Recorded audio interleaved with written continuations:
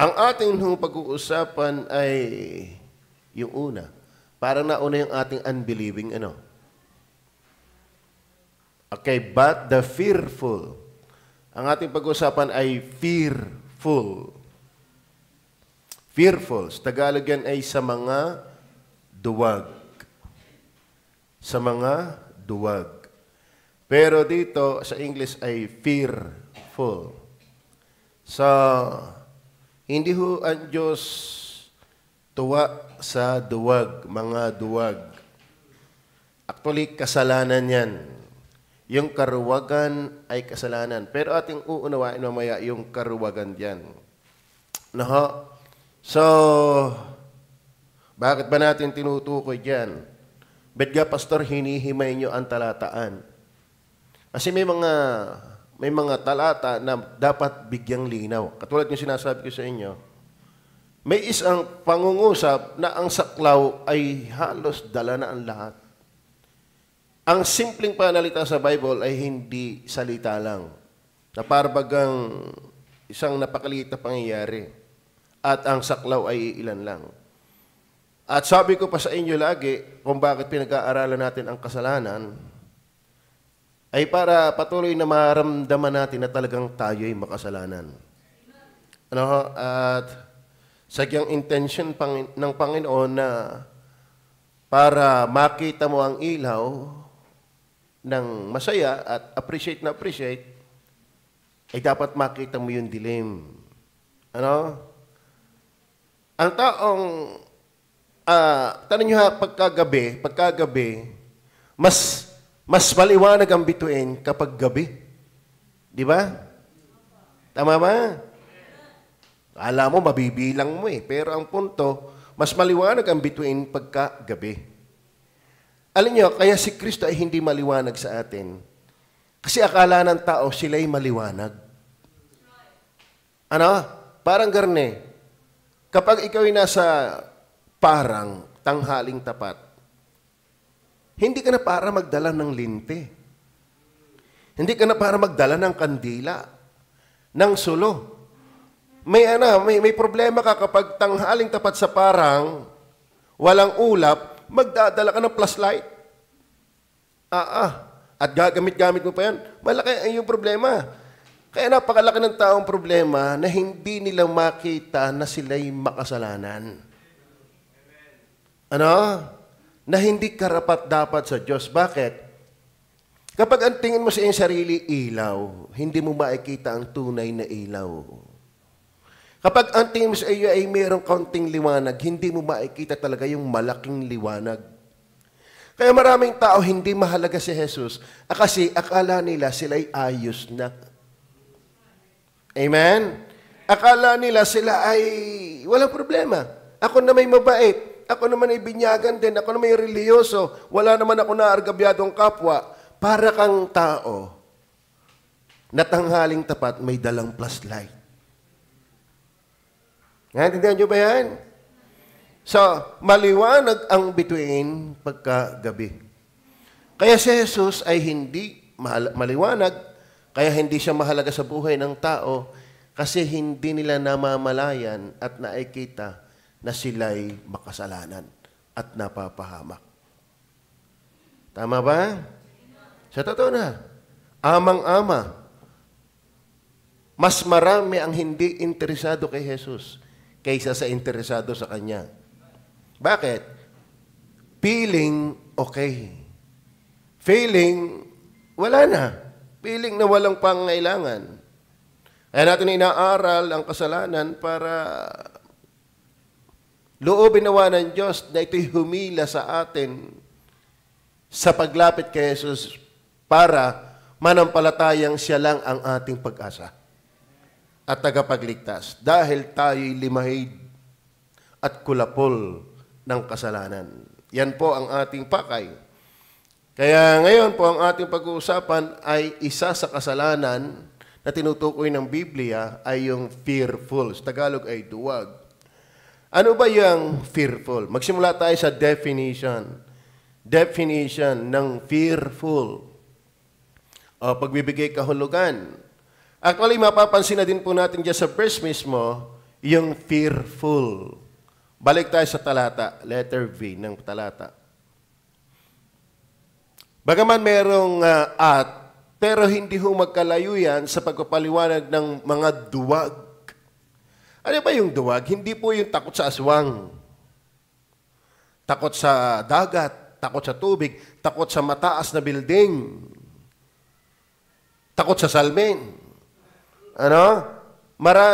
Bagaman yun siguro ay mga tilabsik na ng pakahulugan. Pero ang pinakasentrong pakahulugan, mga duwag, may kaugnayan po yun sa hindi mananampalataya. Ang duwag at hindi mananampalataya, yan po hindi magkalayong pakahulugan. Kaya nga ang tao'y duwag, walang pananampalataya. Ganon po yan. Are you with me? Kaya ang tao'y takot at takot sa buhay. Takot at takot mamatay kasi walang pag-asa ng langit. Walang pananampalataya sa Diyos. Takot at takot humarap sa buhay. Ano na ang mangyayari sa aking buhay kung ako'y magbibigay, kung ako'y sisimba maghapon? Ang dami ka natatakutan kasi walang pananampalataya. Hindi ho nagkakaalayo ang karuwagan at ang kawalan ng pananampalataya. Para patunayan po natin, bagaman ito hindi pa sinabing kawalan, pero iniugnay ko pa lang. Doon sa Matthew 8:26. Matthew 8:26. Tingnan po. Sinabi niya sa kanila, bakit kayo nangatatakot? Yun, take note, yung duwag, di ka? Nangatatakot. Tingnan niyo ang sunod na pangusap. O kayong kakaunti ang pananampalataya. Therefore, magkadais talaga yan, magkadiwa, magkasama. Kapag ikaw ay duwag, nangangahulugan lang ang pananampalataya ay wala. Lalo sa Diyos. Are you with me? Naintindihan niyo ba yan? Kaya ang tao takot at takot mamatay. Bakit? Walang pananampalataya ang siya'y papuntang langit pag namatay. No? Takot at takot na iwanan sa bahay, baka may multo. Bakit? Walang pananampalatayang kasama niya ang Diyos. Amen? Kaya takot at takot sumunod kay Kristo. Bakit? Walang pananampalatayang mas maganda ang nasunod kay Kristo. So, hindi may paghihiwalay pagdating sa definition based on the scripture mismo. Ay yung kaya ang tao ay duwag sa buhay dahil walang pananampalataya. Pero merong isang commentary na tiningnan ko diyan pag sinabing fearful. Ito ang ibig sabihin. The fearful denote those who had no firmness boldly to maintain their professed principles. Pag sinabi pong duwag, ay tumutukoy doon sa mga walang tikas na katatagan na panatilihin yung kanilang sinasabing prinsipyo. Or natatakot na bumaba sa kanilang sarili bilang kaibigan ng Diyos sa masamang mundong ito. Inyo ha? The fearful denote those who had not firmness boldly to maintain their professed principles or who were afraid to avow themselves as the friends of God in a wicked world. Ibig sabihin ng duwag, takot na takot sumunod sa Diyos dahil sa sasabihin ng mundo. Ganun lang kasimple yun. Yung inihaba-haba ng aking pang-uusap, ganun lang yun kasimple. Pag sinabing duwag, mas hila-hila ka ng tao kaysa hila ka ng Diyos. Ganun po ang esensya niyan. Are you with me? Mas natatakot ka sa sinasabi ng tao kaysa sinabi ng salita ng Diyos. Are you listening? Takot at takot ka sa mga banta ng mundo, pero hindi ka takot sa banta ng Diyos. Are you with me? Ay bakit ganon? Ay wala nga pananampalataya eh. Kaya may mas dating ang mundo, ang tao, kaysa ang Diyos ay may dating sa kanyang buhay. Maliwanag ko ba? So, ayun daw ay napakalayo doon sa sinasabi ng Revelation 21 verse 7. Pakitingnan nga natin ang Revelation 21 verse 7. Wala pa yung ating ibang mga kasama. Ang magtagumpay ay magmamana ng mga bagay nito at ako'y magiging Diyos niya at siya'y magiging anak ko. Ibig sabihin mga kapatid, yan ikang fearful ay napakalayo sa talatang yan. Bakit? Nagtagumpay. Ang duwag walang maaabot. Naintindihan niyo ba yan? Maliwanag ho ba? Alam niyo ba mga kapatid, kapag na kay Kristo ka, sabi ng Roma, kung ang Diyos ay nasa atin, sinong laban sa atin? Tama ba? Yung ibang nga tauhan laang ng mayor, pakaangkaang na Ano? Ang baril na may hiram laang. Hindi naman kanya. Tauhan lang ng kapitan ng barangay, pakwatro-kwatro na sa kanyang bahay Adi lalo na kung ikaw ay sidekick ng president. Adi, kaya yangor. Kung lumakad, kalami, hindi na. Kalami, lagi nakakaalmusal Di ka? Ay, bakit sila ganon katikas? Ganon sila kalakas ang loob? Bakit? Badi-badi ng president. So, kaya ang tao ay takot sa buhay na ito, hindi mo kabadi-badi ang Panginoon. Are you with me? Malayo ka sa Panginoon. At higit sa lahat, kaya takot at takot tayo mamatay, whether you like it or not, tayo naman talaga yung mamamatay. Ano? Kaya wag din kayo magtaka na tayo nagkakasakit. Dahil tayo ngayon, mamamatay din yung pagamang sakit. Pero bakit tayo ay may tikas na harapin yon? May pananampalataya tayo that come what may, tayo palangit. Amen ba?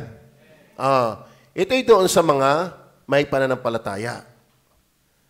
Okay. So, pag sinabing duwag, ay yung hindi mo masunod ang gusto ng Diyos dahil lang gusto ng iba. O kaya dahil lang gusto mo. Maliwanag ko ba?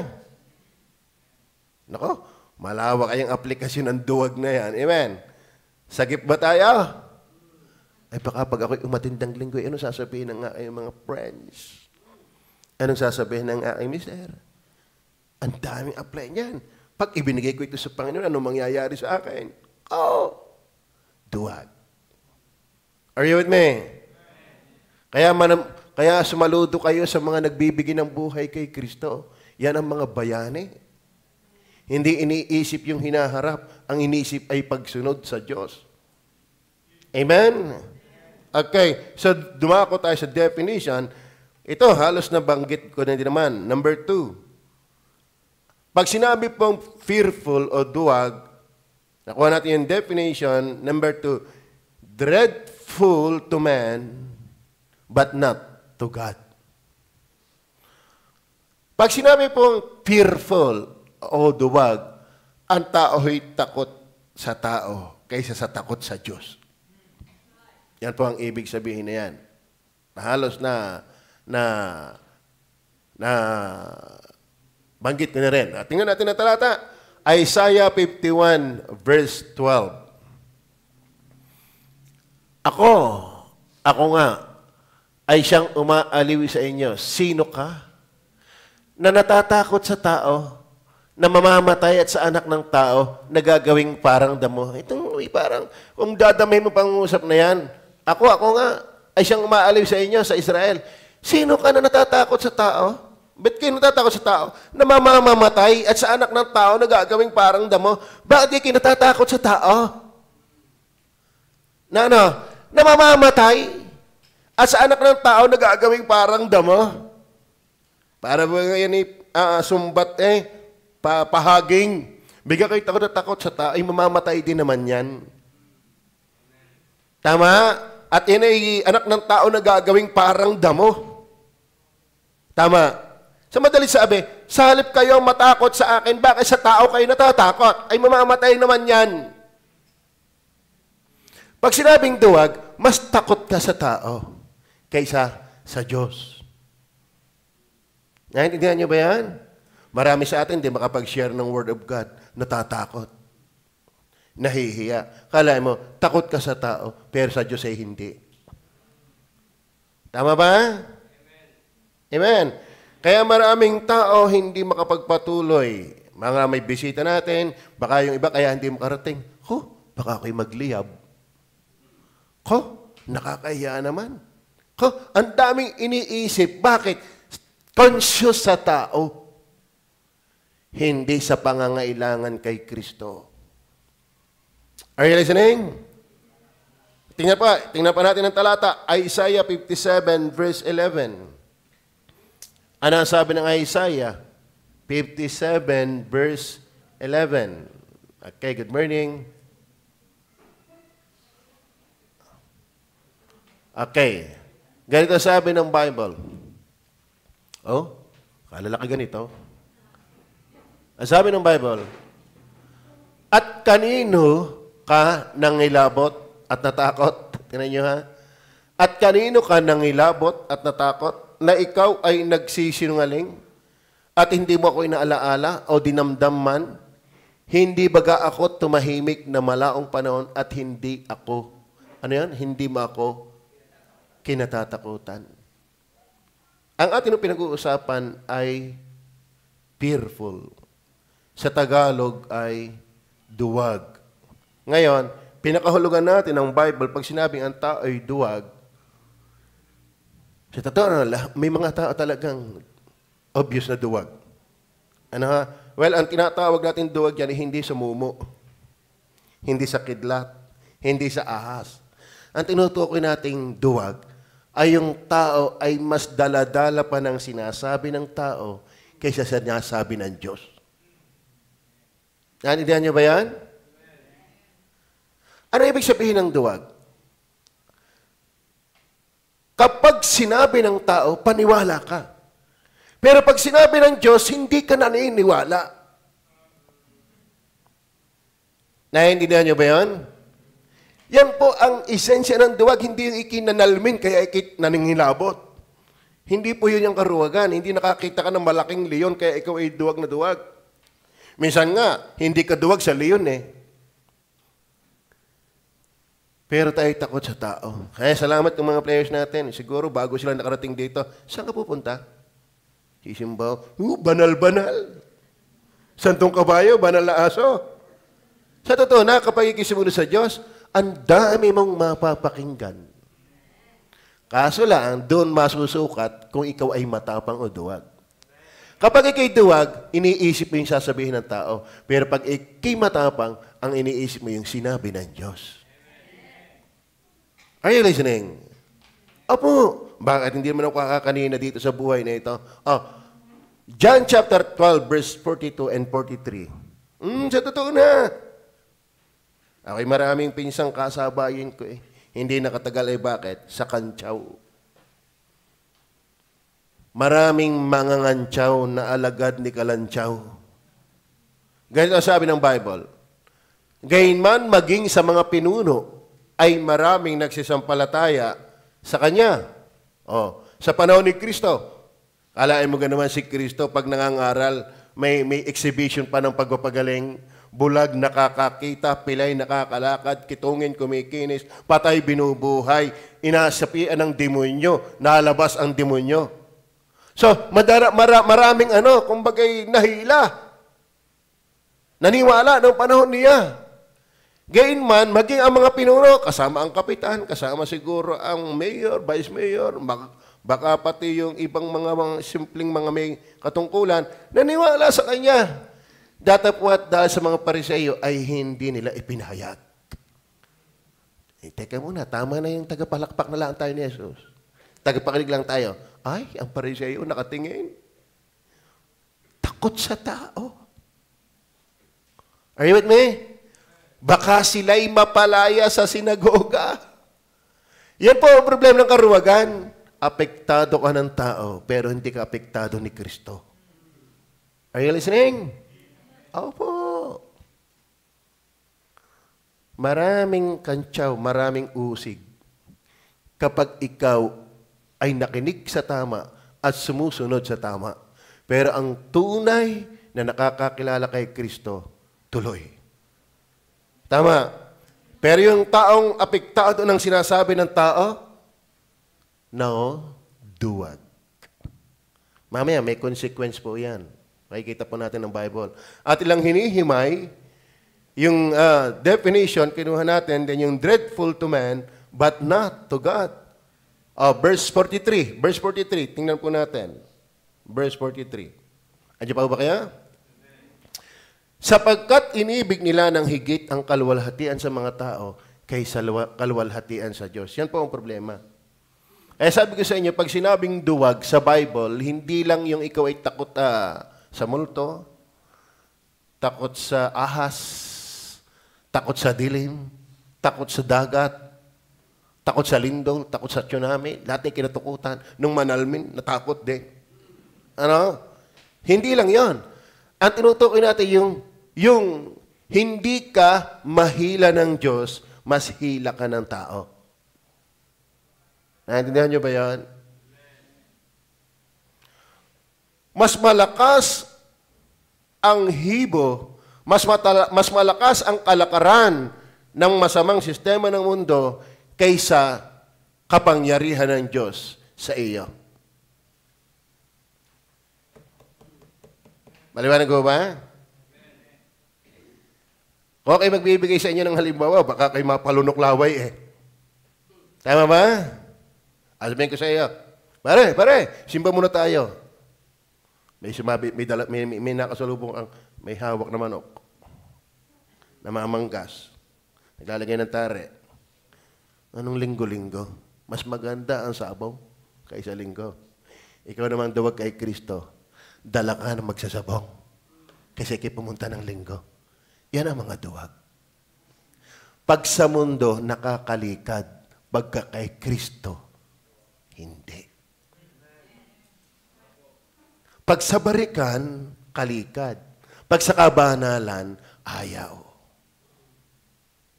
Naintindihan niyo ba yan? Pag sa sugalan, hindi pa tinatawagan, ando na. Pagka kay Kristo, matagal nang inaanyayahan, walang napapakinggan. Yan ay mga halimbawa ng karuwagan. Naintindihan niyo ba yan? Tingnan niyo po, sapagkat inibig nila ng higit ang kaluwalhatian ng mga tao, mas palakpak sa tao. Mas nagpupugay sa tao. Mas nagpapahalaga sa tao. Mas umahanga sa tao. Mas kalikalikar ng tao. Pero pag sa Diyos, naku, ako na may naunawaan ng Panginoon sa dami kong ginagawa. Tama ba? Sa daming responsibilidad na nakalagay sa aking balikat. Kaya nga kailangan mo si Jesus para kayo maging malakas, magawa mo yung dapat mong gawin. Maliwanag ko ba? So, atin lang pong kumbaga sa bulaklak ng rose, yung bubot na yun, ating pinabubloom. Yung ating paksa, karuwagan. Maraming tao duwag. At pwedeng ikaw nakaupo isa doon. Ano? Mas kalikad tayo ng tao kaysa madaling hilahin ng Diyos. Alam niyo ba ang tao pag sa Diyos? Para naghihila ng salungat na kawayan. Alam niyo may naghihila ng salungat na kawayan? Mahirap yan. Yung hinihila mo sa mas madali pang humila ng kambing. Bagaman ng kambing, mahirap din nga. Sino nakapag-alaga ng kambing? Pag tumigas yung kambing, mahirap din hilahin. Pero mas mahirap hilahin yung salungat na kalawang. Kawayan. Tama ba? Kayo ba yung nakakita ng bangon? Alam niyo ba yung bangon? Sino nakakita ng bangon? Kami, alam niyo po, yung pangangawil, isa din niya sa panguhuli ng isda. Pero pa isa-isa nakakainip. Pero pag kayo kumuha ng bangon na malaki at mahaba, lagyan mula ng bituka ng manok o hasang ng isda, ilagay mo yan ng gabi, kunin mo ng madaling araw, sabihin ko sa iyo, ang daming isda doon, malalaki pa, kaysa kawil. Ang problema kasi ng bangon, ang sarap pumasok, pero hindi mo na kayang bumalik. Ayun kasi nung ako ay bata, yung pagkabata ka, curious ka ipinasok ko yung kamay ko. Di kayo na ipatulos na gayon. Ipinasok ko ang kamay ko. Kaso lang, nanghihilahin ko, ngal-ngal. At di sinira yung bangon para lang maalis sa aking kamay. Ganito ang tao. Papasok sa kasalanan. Pero ang hirap alisin, palabas. Tama ba? Sa totoo na. Kaya maraming tao hindi makaalis sa bisyo. Bakit? Pumasok ka sa bangon ng kasalanan. Bakit? Mas ginustoy mo yung sarap papasok. Pero hindi mo nakitang mahirap nang lumabas. Naintindihan niyo ba yan? At kung gusto mong lumabas, sirain mo ang bangon. Ang makakasira lang niyan ay si Jesus. Alam mo, ang lunas sa kasalanan, si Jesus ay namatay doon sa krus ng Kalbaryo. Para yung bangon ng kasalanan na ating napasukan ay mapatawad ka. Bakit natin inaaral ang kasalanan? Kasi tayo bumagsak na dyan. Nakita ba kayo ng taong nahulog sa halimbawa ay doon sa Makati, tataas ng building, di ka Paul, John Paul, tataas doon. Minsan nga yung flyover doon, halos kapantayan na mataas na din yung kalsada doon. Subukin mong tumalong. Tumalon. Ngayon, nung mahulog ka na, nasa kalagitnaan, bigla ko nakatalon, makabalik kaya? Makakabalik ka pa kaya? Kahit nag-isip ka na, bigla ko nakatalon, makabalik kaya? Wala, bulusok ka na. Alam mo kapatid, nakatalo na tayo sa kasalanan. Kahit isipin mong balik, hindi mo na kayang bumalik. Are you with me? Kaya ang kailangan mo ay si Jesus. Kaso lang ang tao, hindi maging importante sa kanila si Jesus. Kasi, oy, nasimba sa baptis, banal, siya kayo. Pag kayo'y nakinig sa kantyaw ng tao, duwag ka. Alam mo sa akin, yung mga nangangantyaw, mas gusto kong maakay siya, kaysa ako ang maakay niya. Ba't ako sasama sa mga ayaw sa Diyos? Ang gusto kong samahan, yung mga nasa Diyos, bakit? Maganda pupuntahan noon. Ako'y dating wala sa Diyos. Nilaspag ng kasalanan ng aking buhay. Pero salamat ako'y inabot ng biyaya ng pagkakilala kay Kristo. Mahirap hilahin ang kambing. Mahirap hilahin yung salungat na kawayan. Lalo naman ang hirap hilahin ng kamay na ipinasok mo sa bangon. Kaya mga tao, gusto kong bumait pero di ko magawa. May awit silang ganon.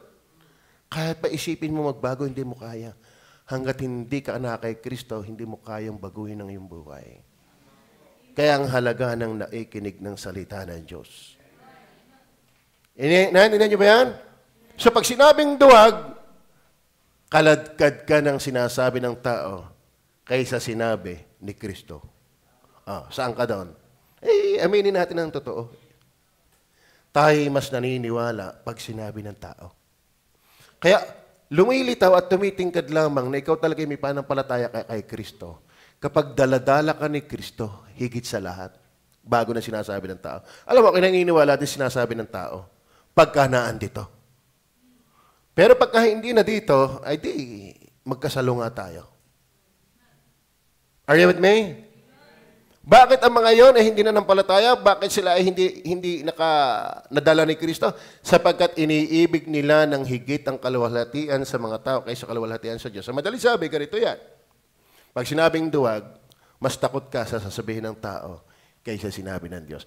Nakakalungkot. Ang tao ay takot sa tao, pero sa Diyos ay hindi. Number 3. Ito po ang warning. Una, nakuha natin yung fearful ay may definition. Then number 2, dreadful to man but not to God. Then ito yung destination. Number 3, destination. Ibig sabihin mga kapatid, hindi simple ang kasalanang karuwagan.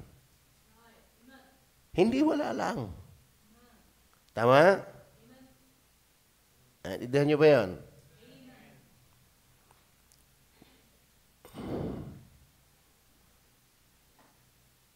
Kayo, lalaki ng player natin, Si Kenneth, 6-footer yan. Ito si Jim Well, 6-footer. Hindi ko lang alam baka 5'11 o 5'10. Ngayon, ang punto ko, Hindi kayo nakalaki ng ganyan kung hindi kayo naapektuhan ng inyong kinakain. Ibig sabihin, yung inyong kinain may talab. Amen. Ilalaki ka ng ganyan kung yung kinakain mo hindi natalab sa iyo. Ito lang ang gusto ko ibig sabihin. Kapag ikaw ay duwag, mas dala ka ng tao kaysa Diyos, may talab din yan. Hindi walang effect yan. Mangain ka ng kalamyas, halata mo ang epekto. Sabi na nakapangain ng kalamyas, hindi mo kaya pigilan ang tsura ng mukha mo eh. Kapag nangain ka ng kalamyas, di ka? Nangain ka ng kinalabaw. Sige nga, sinong magiting dito, yung nangangain ng kinalabaw na hilaw, wala lang. Di ka?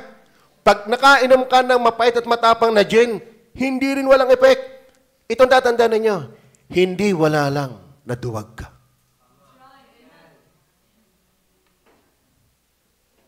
Tama?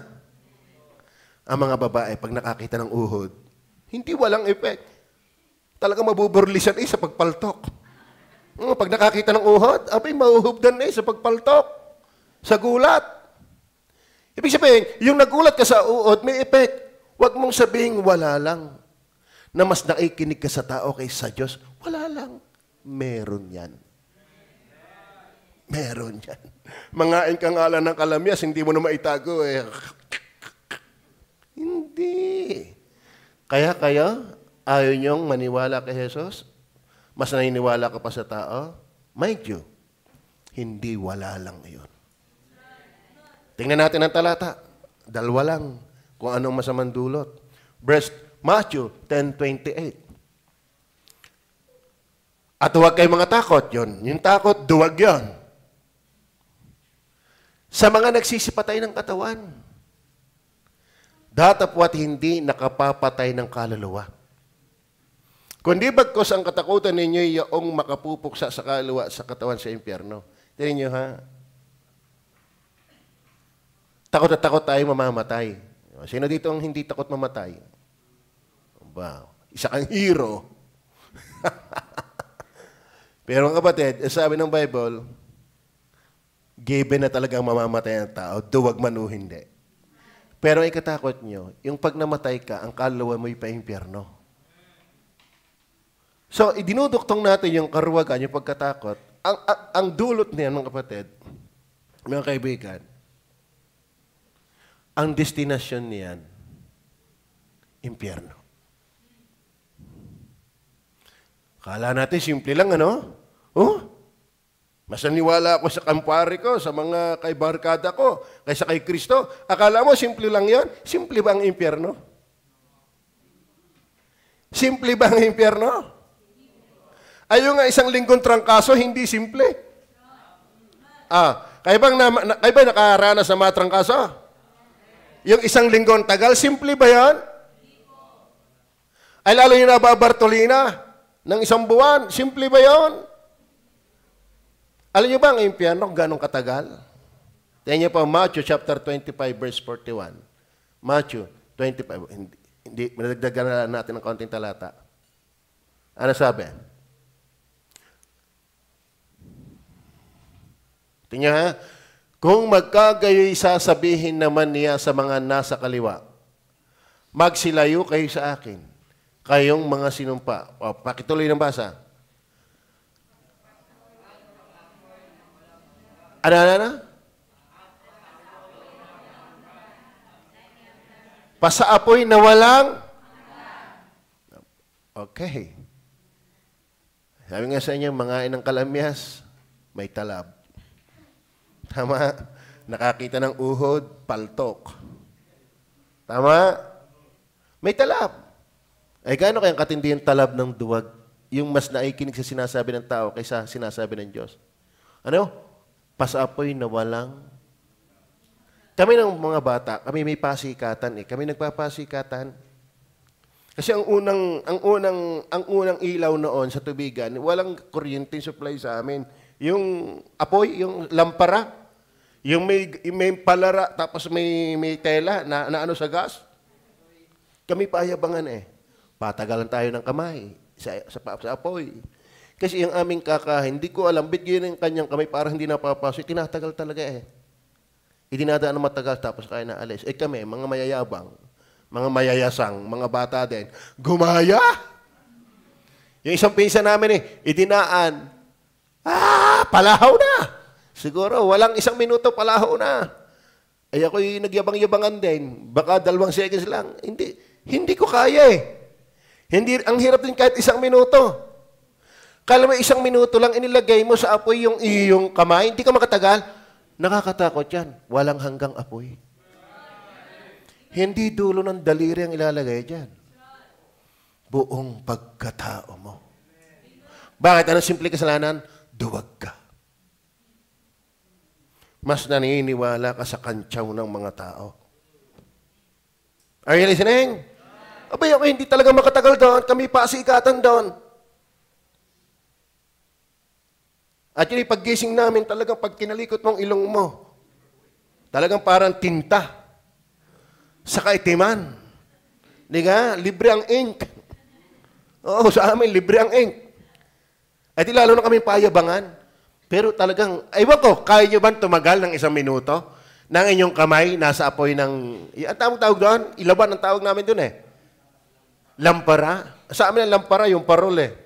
Yung may bubog. Gasera yun. Pag bagong gawa pa ang palarana, yung mas malaki ang apoy. Mas matinding sumipsip yung mitya ng gas. Paayabangan kami noon, hindi ko kaya siguro ang 2 segundo. Pero yung aking pinsan, napalaki ayabang, tinagalan. Ay, lapnos. Lapnos eh. Ay, bakit? Ay, yung ayabang, may nagagawa rin yung yabang eh. Wala na eh. Sabi kayo, napalaban na ang ego din eh.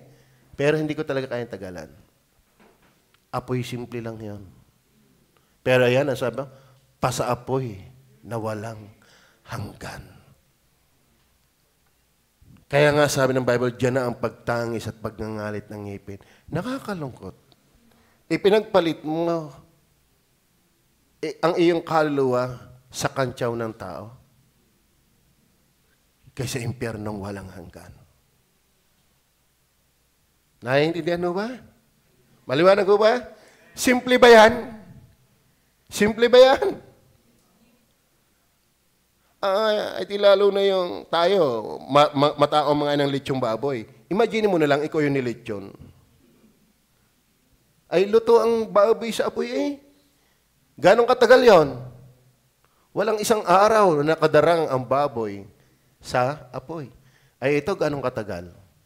Walang hanggan. Mind you, ikaw na duwag, dyan ang pupuntahan mo. Pastor, huwag mo ako pagbibintangan. Abay, hindi pagbibintang yan. Mismong Jesus ang nagsabi niyan. At yung kanyang salita ay nasulat sa aklat ng Matthew. Isinulat ni Matthew para makarating yung mensahe ng Diyos sa atin ngayon. Ito ang tatandaan nyo, walang libreng kasalanan. Sapagkat ang kabayaran ng kasalanan ay kamatayan. May laging bayad. May laging bayad. Maliwanag ko ba? Apocalypse 21:8, yung ating text. Tingnan po natin. Apocalypse 21 verse 8. Ngunit sa mga duwag, yan ang ating tinatalakay, duwag. At sa mga hindi mananampalataya, yan ang tinalakay natin ng kabilang linggo. Ito ang tatalakay natin sa susunod na linggo. Mga kasuklam-suklam, at sa mga mamamatay tao, at sa mga mapakyapid, at sa mga manggagaway, at sa mga mapagsamba sa Diyos-Diyosan, at sa lahat ng mga sinungaling. Ayan o, ang kanilang bahagi ay sa dagat-dagatang nagniningas sa apoy at asupre na siyang ikalawang kamatayan. May patutunguhan ang kasalanan. Kaso lang, hindi maganda. So, bakit ka nakikinig ngayon? Panahon mo para magsisi. At magtiwala kay Jesus. Dahil kung hindi, sinasabi ng pastor na yan, bola. Nananakot ka lang naman, pastor. Sige. Pwedeng mas paniwalaan mo yung bulong ng dyablo sa iyo at sasabihin ng mga tao, pero tatayo yan. Amen? Alam nyo, bagaman paglaruan ng tao ang batas, yan ay nananatiling batas. Kaya nga iba, hindi lang nakukulong, hindi pa nahuhuli. Pero oras na mahuli yan, kulong talaga yan. Bakit? Kahit baliwalain mo ang batas, ang bawal ay bawal. Ang pwede ay pwede. Ngayon, binaliwala mo yan dahil hindi ka salang-alang sa sinasabi ng batas, ay lalo naman pag hindi mo sinaalang-alang ang sinabi ng Diyos. May impyerno. Kayo ba naniniwala may impyerno? Alam niyo ba kung bakit ako naniniwala may impyerno? Kasi naniniwala ako may Diyos. Kayo ba naniniwala may Diyos? Oh. Ay Diyos ang may sabing may impyerno, ay di tunay yan. Tama? Kaya ako'y naniniwalang may impyerno dahil ako'y naniniwalang may Diyos. Oh, Diyos ang may sabi may impyerno, kaya imposibleng walang impyerno. Pandalwa, kung bakit ako naniniwalang may impyerno. Bakit? Ay tunay ang kasalanan eh. Tama ba? Alam mo, ako'y naniniwalang walang impyerno kung walang kasalanan. Biro ang impyerno kung ang kasalanan ay biro din. Pero palibasa ang kasalanan ay tunay, di tunay din ang kaparusahan. Saan ka nakakitang tunay ay ikapaparusa tapos ang parusa ay bala-bala lang? Hindi. Oh, halimbawa, balik tayo sa ilustrasyon. Nangain ka ng tunay na kalamyas. Dahil sa tunay ang kalamyas, hindi rin biro ang ngibit. Ano? Pag tunay na kalamyas, tunay din ang ngibit. Oh, talagang sagpang. Dahil tunay na maasim, tunay din ang expression. Dahil tunay ang kasalanan, tunay din ang parusa. Tanong ko, biro ba ang kasalanan? Kayo ba'y nagsinungaling? Biro lang. Nanonood ba kayo ng pornography? Yan pa ang malupit sa technology natin ngayon. Wala nang lihim sa mga sex. Oo. Marunong wala ang magkalikot ng internet bubulaga na yan sa iyo. Wala ka pang asawa para manood niyan. At kung may asawa na hindi pa rin license para manood niyan. Tama? Pero saan tao, Willie? Sa kasalanan. Tapos pagparusa, wala lang. Bakit? Yung ginawa mo bang kasalanan, wala rin? Kung paano ang kasalanan na hindi biro, umasa kang ang parusa ay hindi rin biro.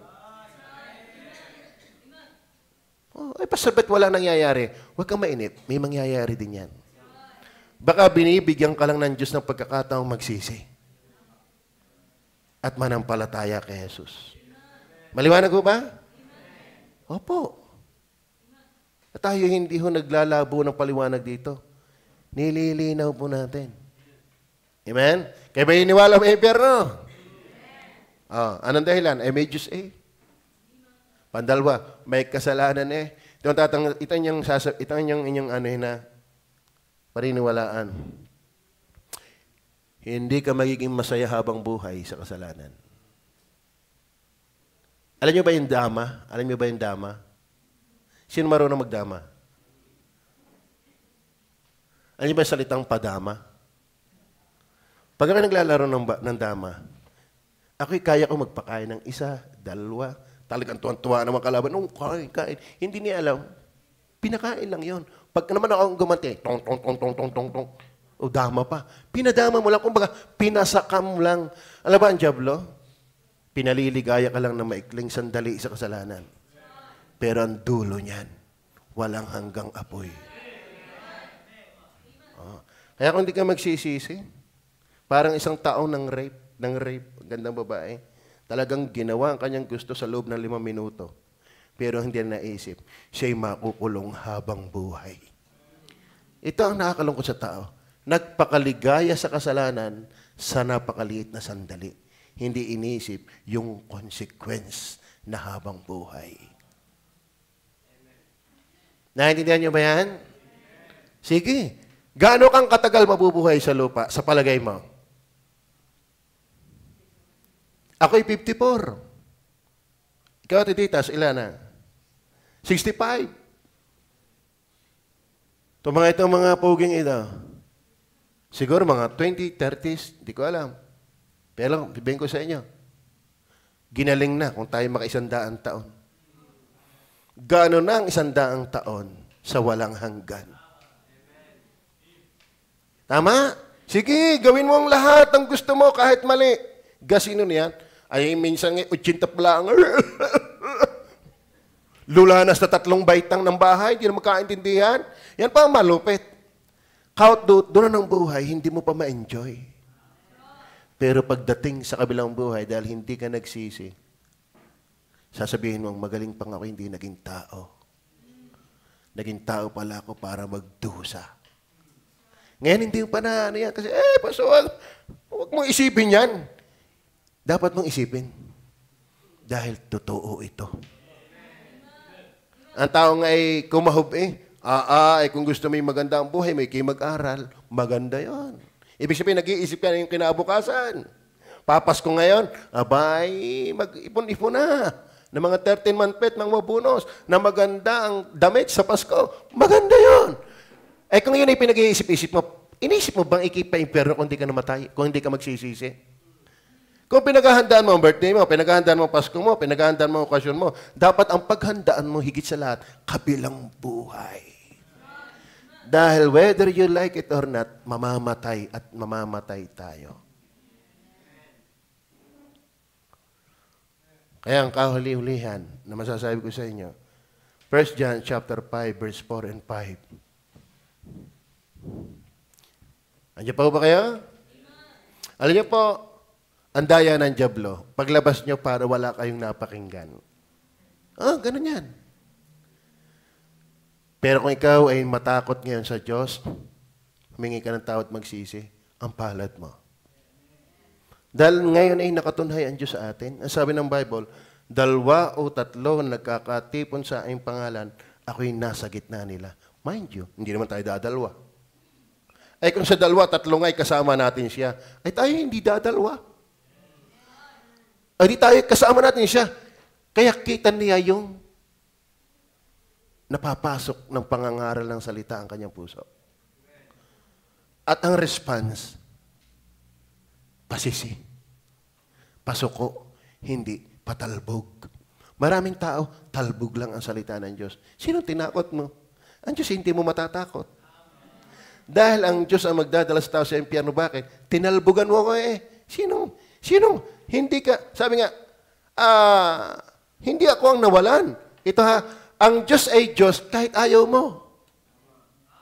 Tama? Pero ikaw ay tao kahit, ikaw ay mananatiling tao pag ayaw mo sa Diyos. Ang Diyos ay Diyos kahit wala ka, pero hindi ka tao kung wala ang Diyos. Ito, sapagkat ang sino mang ipinanganak ng Diyos ay dumadaig sa sanglibutan. Ano yon?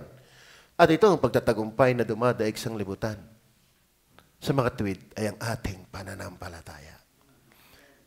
Ang kahulugan ng karuwagan, walang pananampalataya. Kaya ang kahulugan naman ng pagtatagumpay, pananampalataya. Kaya kung gusto mo magtagumpay sa mga kantsaw, mas maniwala ka sa pinapakinggan mo ngayon. Huwag sa mga taong kakantsaw sa iyo. Bakit? Sabi ng aking kasama noon, nagkakabiruan, magaganda yata ang babae ng Korea tsaka ng China kaysa Pilipina. Sabi ng matanda doon, ala, kayong mga lalaki kayo, naihirin yun. Sabi sa amin, ganito yan, ano ibig ko sabihin? Huwag kang maniwala sa tao. Naihi din yun. Mga yun ay mamamatay din. Makasalanan din yun. Ang mas paniwalaan mo, yung Diyos na kaya magpatawad sa iyo. Kaya magbago ng iyong buhay. Higit sa lahat, kayang magbigay ng walang hanggang buhay sa langit. Minsan tayo dala-dala ng tao, naihi din laang naman. Nag-aalmusal din lang naman sa umaga. Nagtatanghalian din lang sa umaga. Ibig sabihin, hindi mo talaga mapapagkatiwalaan, mapagbubuhusan ng iyong tiwala. Bakit? Marupok din. Pero ang Diyos na nagkatawang taong si Jesus, kaya kanyang patawarin. Kaya kanyang bigyan ng buhay na walang hanggan. Marami kaming kasamahan, pusakal na makasalanan, nakulong, paglabas, nakakilala kay Jesus, pastor. Bakit? Maganda na kay Jesus. Amen?